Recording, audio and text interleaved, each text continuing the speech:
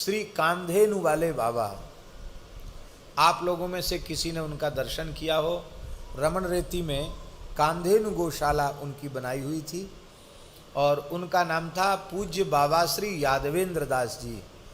ये जो भागवत निवास है, भागवत निवास की परंपरा के साधु थे। वो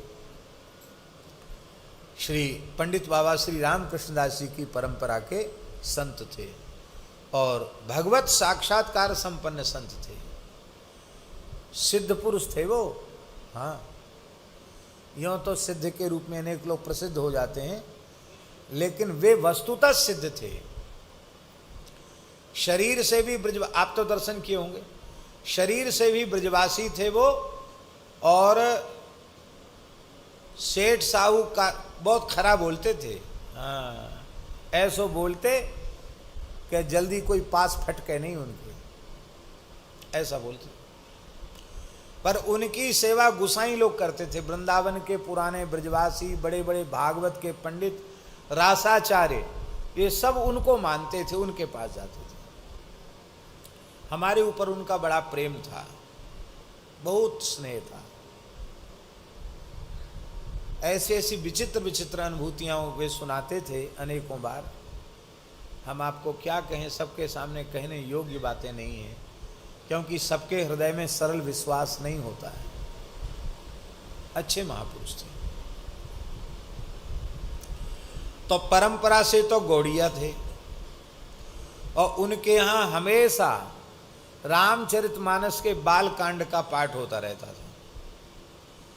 बालकांड से आगे नहीं, न कभी सुंदरकांड, न किष्किंधा, न लंका, न उत्तर, न अयोध्या, कुछ नहीं, केवल बालकांड।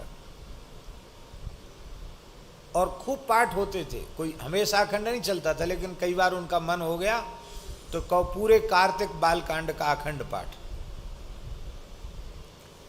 और हमने देखा अच्छे अच्छे भागवत के पंडित विद्वान वहां आकर पाठ में बैठते थे। तो उनका एक दिया हुआ भाव हम स्मरण कर रहे हैं। बोले देखो, बड़े को रिझाना बहुत कठिन है और बच्चा तो एक टॉफी ते रिझ जाए, एक नेक सी टॉफी दे दो और बालक को प्रसन्न कर लो, जो चाहो सो उसको उससे ले लो, कहवा लो, वो सर्वस्व दे देगा। एक टॉफी अपने आप को दे देगा, एक टॉफी दो तुम्हारी गोद में आ जाएगा। गोद में आने का मतलब है अपने आप को दे दिया उसने एक टॉफी के बदले। और बोले वही 15-16 साल का लड़का हो तो हजारों रुपए को खिलौना खरीदवा दो, को फिर भी राजी ना हो। तो बोले भैया, अपने तो छोटे लालाए माने, नेक सी मिश्री दे दो, एक लड़ुआ दे दो, एक पेड़ा दे दो, एक बतासा दे दो और जो चाहो सो ले लो। तो उनके यहाँ बंदऊ बाल रूप सोई रामू, सब सिद्धि सुलभ जपत जिसु नामू, इसका संपुट लगाकर बालकांड का पाठ होता था। बोले हमारा लाला प्रकट होता है और ब्याह करता है, इसके आगे हम सुनते ही नहीं, हमें जरूरत नहीं सुनने की। तुम्हारा रावण बध लीला, अरे भैया जाए रावण मानो है सो समझे, हमें रावण से कोई प्रयोजन नहीं है, हमारे लाला को ब्याह है गयो। एक बार उन्होंने कहा, बोले बाबा राधा कृपा कटाक्ष का पाठ करते हो? हमने कहा नित्य तो नहीं करते, कभी कभी कर लेते हैं। अच्छा, बहुत बढ़िया। तो राधा कृपा कटाक्ष में प्रमोद काननेश्वरी आया है राधा रानी के लिए। आपने गर्ग संहिता पढ़ी है, ब्रज के प्राचीन साहित्य को देखा पढ़ा है। ब्रज में 12 वन और 12 उपवन में कहीं प्रमोद वन है? गिनती करके बताओ। नहीं है महाराज जी। फिर राधा रानी प्रमोद काननेश्वरी कैसे हो गई?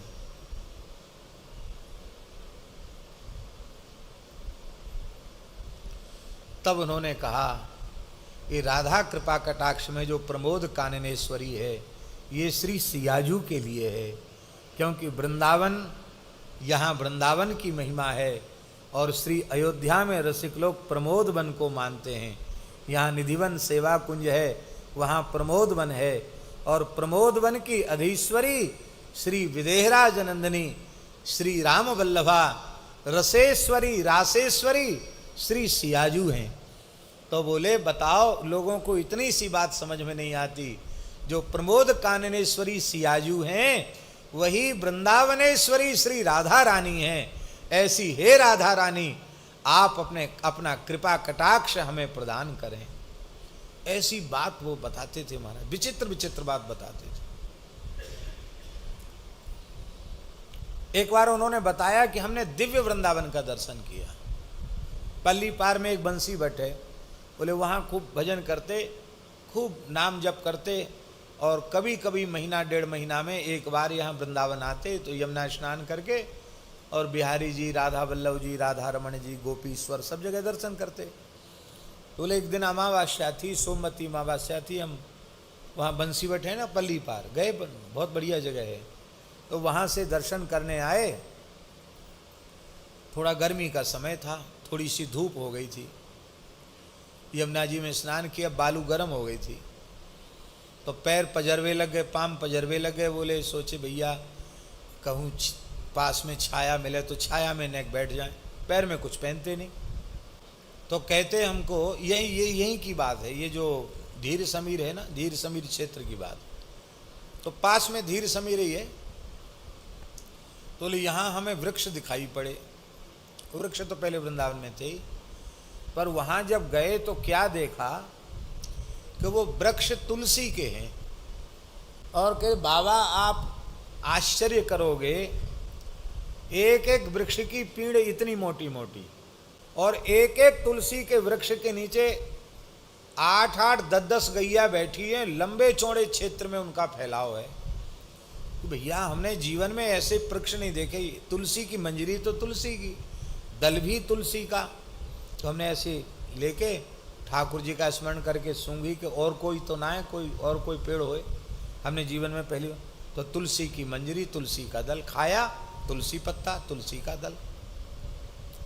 और गाय ऐसी जैसे सफेद चंद्रमा हो, और इतनी विशाल गाय कि एक गाय कम से कम हम क्या कहें, बहुत लंबी चौड़े क्षेत्र में बैठी, जैसे हाथी का बच्चा बैठा हो ऐसी गाय। और बोले गाय खड़ी हुई तो इतनी ऊंची, मैंने जीवन में ऐसी गाय नहीं देखी, ऐसी तुलसी नहीं देखी। इतने मोटे मोटे गाय के थन, हाथ में पकड़ने नहीं हमें, इतने इतने हाथों की पकड़े नहीं होती कि कोई दो सके। ये ऐन गाय का, ऐसी सुंदर गाय। और तुलसी का बहुत लंबे चौड़े क्षेत्र में इस तरह से तुलसी के वृक्ष, और एक एक वृक्ष के नीचे 2-2, 4-4 गैया आराम से जुगाली कर रही हैं। अरे बोले भैया हम तो जीवन में ऐसी बच्चा पनते गैया देख रहे हैं, गैया पाल रहे हैं, अरे ऐसी गैया ना देखी, ना तुलसी ऐसी देखी। तो बोले कुछ तुलसी दल हमने उतार लिया वृक्ष में से, और बोले हम संतों को दिखाएंगे, लोगों को लाएंगे यहाँ। कुछ प्रेमी परिचित महात्मा मिले, अरे बोले इतनी बड़ी तुलसी, और के एक तुलसी के नीचे कम से कम 100 आदमी बैठ जाएं, इतने बड़े बड़े तुलसी के पेड़, ए मोटी मोटी पीड़ तुलसी की, पीड़ जानते ना, तना, इतनी बड़ी बड़ी गैया। तो बोले हमने बताया, तो हमारे जो प्रेमी परिचित संत थे वो कहवे लगे कि कुछ खा पी तो नहीं लिया है, अरे इतनी बड़ी तुलसी होती है क्या, वो इतनी बड़ी गैया होती हैं, दिमाग तो ठीक है आपका कि नहीं। बोले देखो हम तुलसी लेके आए। बोला अरे तो कहीं से उतार लाए होगे तुलसी, इतना बड़ा पेड़ हो ही नहीं सकता तुलसी का। हमने कहा चलो सबको दिखावें। तो 2-4 संत को लेके हम आए यहाँ। तो बोले ढोंड़ पड़े थे, ढोंड़ जाने, ढोंड़, पुराने ढोंड़ में खंडर जैसे, ना कोई तुलसी का पौधा, ना वहाँ कोई गैया, पहले कोई ढोंड़ ना दिखो, केवल तुलसी और गऊ। तो मन में हुआ क्या कि ये क्या हुआ, ये तो बिल्कुल जागृत की बात है। तुलसी तो हम लेके आए, अपने ठाकुर जी को चढ़ाई। तो जैसे ही थोड़े विश्राम में गए बंसीवट पहुँचने के बाद, तो सिद्ध पुरुषों ने संकेत किया, बाबा तुमने प्रकाश करके अच्छा नहीं किया, तुम्हें दिव्य वृंदा देवी का दर्शन, दिव्य वृंदावन का दर्शन और ठाकुर श्यामा श्याम जिन गायों को लाड़ करते हैं उन नित्य वृंदावन नित्य गोलोक की गोमाताओं का दर्शन हो गया, तुम भाग्यशाली हो। ऐसी ऐसी घटनाएं उनके सामने घटती थी।